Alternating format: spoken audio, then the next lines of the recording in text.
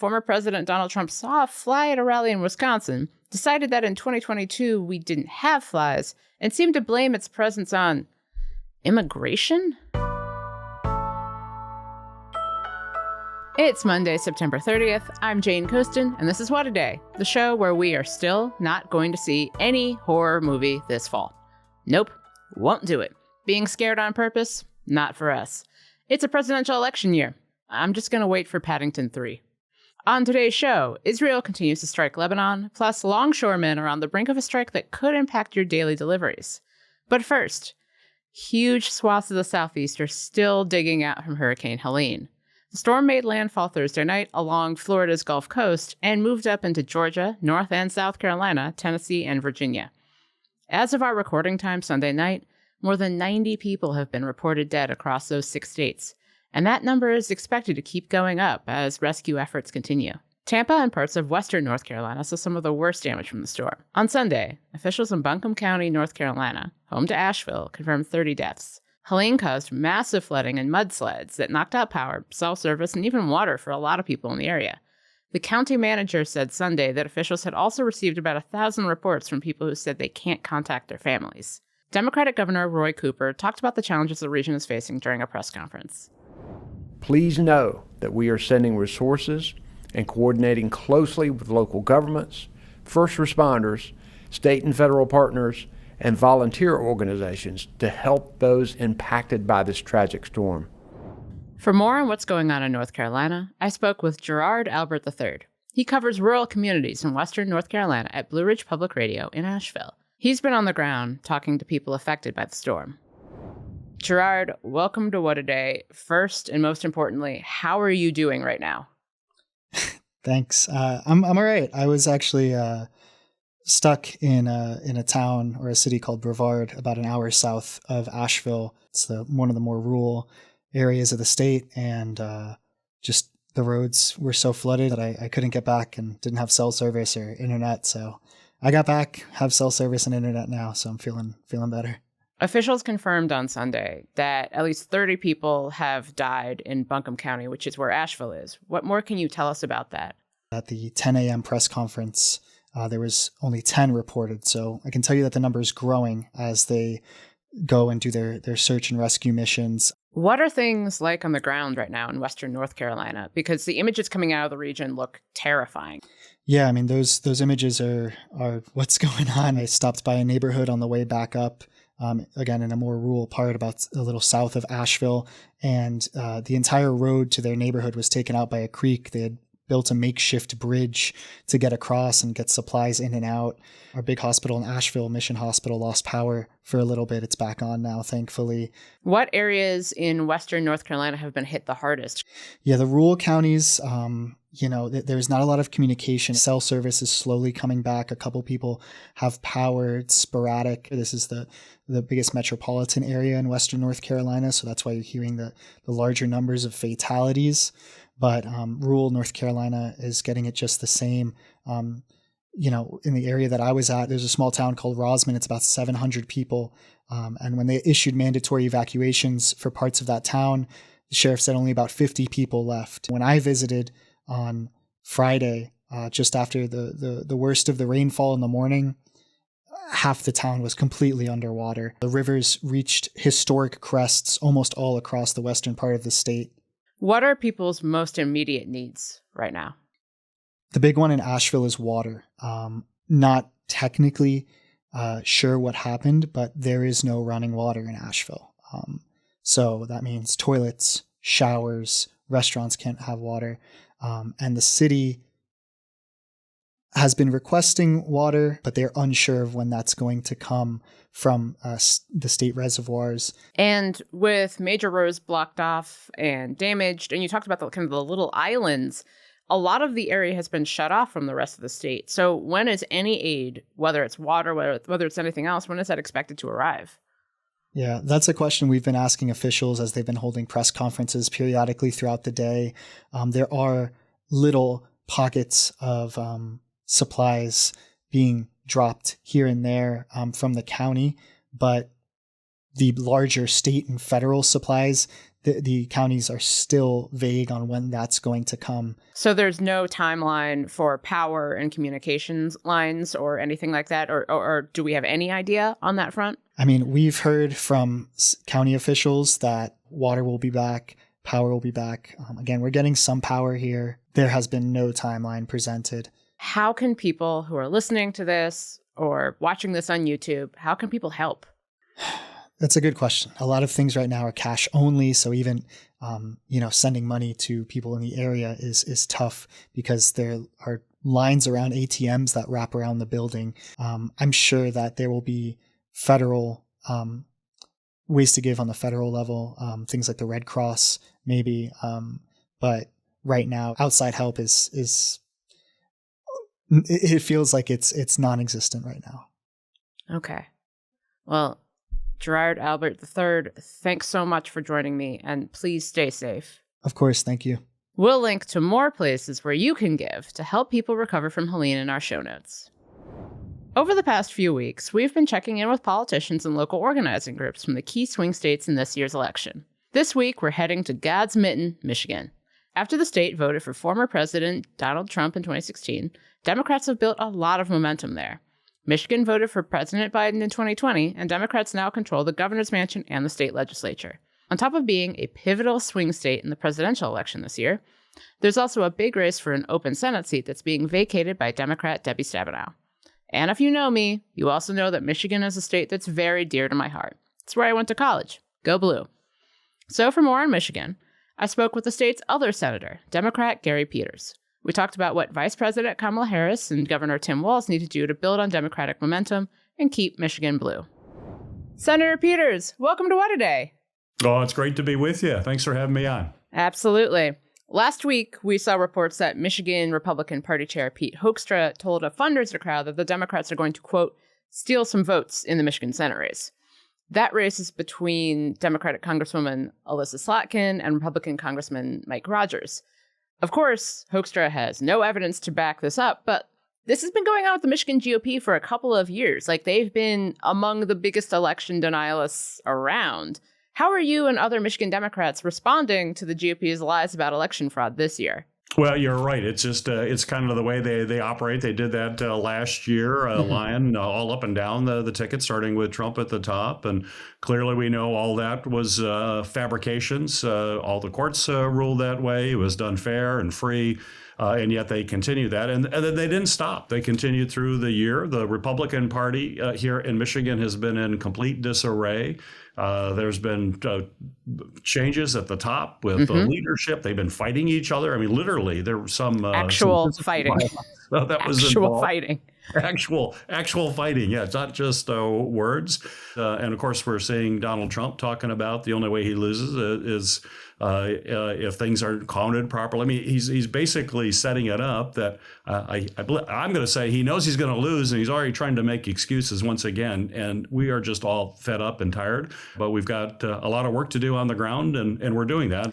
Vice President Kamala Harris has a narrow lead over Donald Trump in most polls of Michigan, but those polls also show the race tightening a bit in the state. Mm-hmm. What do you think are the main issues that the Harris-Walz campaign needs to emphasize in order to connect with Michigan voters and get them to turn out to vote? Well, I think what they're doing right now is the right thing, is to come into the state. We're seeing the other side come into the state and be present. We have to make sure at the top of our ticket. We just had Governor Walz in to see a Michigan game. He was in the big house to see them play Minnesota. I'm happy Michigan was victorious. Let's be clear in that. But he was on the ground doing events. In fact, the kind of enthusiasm that he found with students there was tremendous. And having young people come out to vote in Michigan is critically important. It's why we had a huge election in the last cycle, and it was primarily because we had Prop 3, which is to enshrine abortion rights into the ballot. We had the highest turnout of young voters in the country last cycle. That issue motivated folks. We know that issue is on the ballot again. Kamala Harris has been doing an amazing job making sure that folks understand what is at stake in the election when it comes to reproductive freedom. We just have to make sure that we let folks know, give them the facts, and are on the ground being present. And I'm seeing all that happen with the campaign. But we cannot let up. We've got to run through the tape. We've got to run through every single day here and understand every day in Michigan right now is election day. Do you think the urgency is there, though, since the state protected abortion rights with the proposition you mentioned 2 years ago? How do you repeat that success? Well, it's still there because it's on the ballot. We know that Republicans continue to talk about national abortion bans. We've seen the types of laws that have been passed in states around the country as well. And people realize that when you're talking about a fundamental right for women, it shouldn't matter what state you're in. And it still motivates folks to make sure that we're electing people who will stand up for that fundamental right. So it is still salient. It's still powerful. But clearly, we're going to be talking about a whole range of issues that people care about, and that's making sure they have jobs and opportunities. And that's been the Harris record, and that's part of what she's focused on going forward for the future. I want to switch subjects a little bit. You chair the Homeland Security and Governmental Affairs Committee, and last week you released a bipartisan report that documented the Secret Service failures around the first assassination attempt on Donald Trump in Butler, Pennsylvania. What information stood out most to you from that report? Well, I think the thing that really stood out was the number of problems and failures when it came to protecting a former president. And any one of those failures, had they not occurred, likely would have prevented the shooting from occurring in the first place. And it all started with the planning. But there were also communication issues. There was a reliance on local law enforcement, as usually is always the case, to help the Secret Service. And yet they're on two separate communication channels. They weren't even talking to each other. That makes no sense whatsoever. And you'll find that that information was not being communicated to the Secret Service in a timely way because there were these two separate systems. And the Secret Service, had they had that information, would have acted differently. Congress passed legislation last week that gives an additional $231 million to the Secret Service. In your view, what does that money need to be used for in order for the agency to address these current issues? Well, the report we put out is an interim report. We're going to continue to evaluate and look at what needs to change. We put out a number of recommendations to the Secret Service report. They're adopting many of those kinds of changes as they've gone through their own investigation into what happened. But what we have found, many of them are management failures, they're planning failures, communication linkage, which is just about how you manage the site. And resources may be an issue going forward, but I'm in the school of thought. You just don't throw money at a problem. You also have to make sure that money is being used efficiently and effectively. We do know that right now, without question, the Secret Service is stretched. You have two presidential campaigns that are being very aggressive and traveling around the country. We celebrate that. We want them to do that. That's American democracy at work when candidates are out and crowds are showing up to be a part of that event with the candidate of their choice. But in order to protect those with Secret Service, which is fixed, they can't bring new agents on and train them in the time. They're going to be relying on local law enforcement to fill the gaps with these events. And so those resources will allow them to bring more local law enforcement in to help them secure these sites around the country. And that money is incredibly important now. And then we're going to need to do a longer term assessment for the resources the Secret Service has. They have a big job, and we appreciate what they do each and every day. But we have to make sure that the folks who are managing that process doesn't let the men and women down who are actually on the site doing everything they can to protect the protectee. Senator Peters, thank you so much for joining us. Great to be with you. Thank you. We'll get to the news in a moment, but if you like the show, make sure to subscribe and share with your friends. And now, the news. Headlines. Will be transformed into a third world hellhole. That's what's going to happen, 100%. Remember, there's a hat that's made that sells like crazy. Oh, there's a fly. Oh, I wonder where the fly came from. See, 2 years ago, I wouldn't have had a fly up here. You're changing rapidly, but we can't take it any longer. We can't take it any longer. It takes centuries to build up the unique character of the United States of America. Did you get all that? Did you get that former President Donald Trump saw a fly at a rally in Wisconsin, decided that in 2022 we didn't have flies, and seemed to blame its presence on immigration? In the midst of everything that is going on in the world, Trump is still on the campaign trail. And despite what some media outlets might attempt to argue, he's still a tremendously terrible person. But there's more, because at the same rally in Wisconsin, Trump had this to say about Vice President Kamala Harris. Joe Biden became mentally impaired. Kamala was born that way.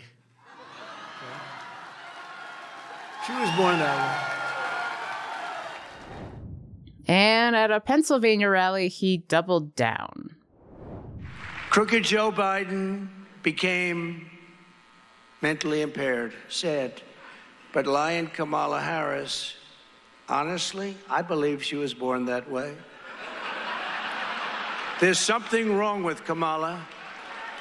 And I just don't know what it is, but there is definitely something missing. And you know what? Everybody knows it. But don't worry, Republicans were quick to go on television on Sunday and explain that Donald Trump, a guy I've been told tells it like it is, wasn't. Here's Senator Lindsey Graham on CNN. I just think she's crazy liberal. I don't question her. But what do you think about that rhetoric? I just think the better course to take is to prosecute the case that her policies are destroying the country. They're crazy liberal. Okay, Lindsey, whatever you say. President Biden told reporters on Sunday that he will speak with Israel's Prime Minister Benjamin Netanyahu after airstrikes killed dozens more in Lebanon and fears of an all-out war continue. Hezbollah leader Hassan Nasrallah was killed by an Israeli airstrike on Friday, the latest and most intense effort by the Israeli military to take out the Lebanon-based militia organization. Nasrallah led the group for nearly 30 years. According to the Wall Street Journal, he was meeting with senior Hezbollah leadership and top members of Iran's Islamic Revolutionary Guard Corps in a bunker more than 60 feet under a Beirut neighborhood. The Israeli Air Force targeted the location with 80 tons of bombs. נסראללה לא היה עוד מחבל. הוא היה המחבל. הוא היה הציר של הציר. המנוע המרכזי של ציר הרשע של איראן. הוא ואנשיו היו אדריכלי התוכנית להשמדת ישראל. In a statement, Netanyahu said that he approved the assassination of Nasrallah because otherwise he believed the Hezbollah leader would be able to rebuild the organization. Over the weekend, Israel also launched airstrikes aimed at Iran-backed Houthi militants in Yemen, hitting a seaport and power stations in the country. The International Longshoremen's Association and its tens of thousands of members are set to strike starting Tuesday morning for the first time in almost 50 years. The longshoremen, who load and unload cargo, are fighting for higher wages and protections against automation. The disruption would affect the supply chain for weeks, even causing delays for the holiday shopping season, as 36 ports are set to shut down. Over 170 industry groups have asked the Biden administration to intervene. A potential strike could cost the U.S. economy up to $1 billion per day. Yet another blow to the economy with the presidential election just a little over a month away. Freedom, SpaceX on the Big Loop, soft capture confirmed.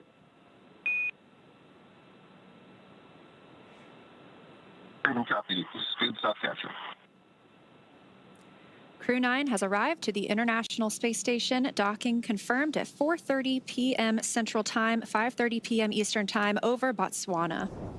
SpaceX's Crew 9 docked at the International Space Station on Sunday, part of the rescue mission to bring 2 stranded astronauts back to Earth. The Boeing rocket that originally brought the 2 astronauts to the station returned with no passengers as a safety precaution after there were issues with leaks on board. The stranded astronauts aren't set to return until February after having spent 8 months in space on what was supposed to be a 1-week mission in June. And that's the news. If you watched sports this weekend, like me, you saw some astonishing moments. Georgia erasing a 28-point deficit against Alabama and almost winning in Tuscaloosa. The Detroit Tigers clinching a playoff spot, their first in a decade. And you saw lots and lots and lots of gambling ads. When you got overs and unders, you're in it every time they throw the ball, kick the ball, dribble the ball. Maybe it's not even a ball. Who needs a ball? This is actually pretty new. See, in 1992, the Professional and Amateur Sports Protection Act effectively banned sports betting across much of the United States. But in 2018, the Supreme Court ruled the law violated the 10th Amendment. And now in 38 states and D.C., sports betting is pretty much everywhere. Even retired iconic athletes like Wayne Gretzky are cashing in on that obscene amount of sportsbook money. And ESPN has its own sportsbook, with ads featuring on-air talent like Stephen A. Smith.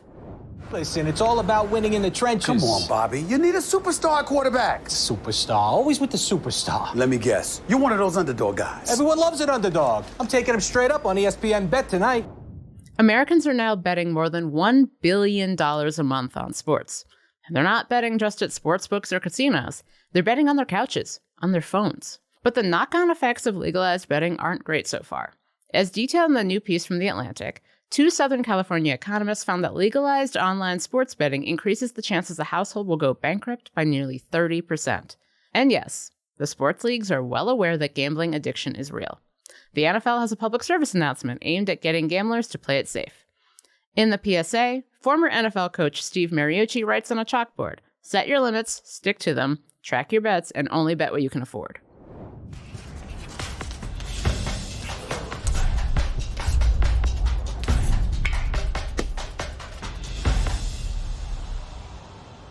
That's the game plan. Stick to it. But the problem is that betting is addictive, and the sports books and the sports leagues benefit from problem gamblers. Back in 2020 and 2021, 5% of gamblers in New Jersey spent 70% of the money, according to a Rutgers study. And it's not good for athletes either. Here's Boston Celtics forward Jason Tatum explaining how sports betting has changed his interactions with fans, and not for the better. Fans yell shit all the time. Shoot one more three, get one more rebound, hit 25 before the half is over. It's definitely a part of it. Sure, fans have yelled at athletes since the beginning of time. But now fans are betting on those athletes to make them money, and getting mad at the athletes for not doing so. Fans are DMing college athletes, students, effectively children, upset that their performance cost them money. Legalized sports betting is incredibly popular and incredibly profitable. But I do not think that legalized sports betting is good. And I don't think it's going to get any better anytime soon. That's all for today. If you like the show, make sure you subscribe, leave a review, don't bet on sports, and tell your friends to listen. And if you're into reading, and not just the descriptions of movies to determine if they're too scary, like me, What A Day is also a nightly newsletter. Check it out and subscribe at crooked.com/subscribe. I'm Jane Coaston. And February will be here before you know it, astronauts.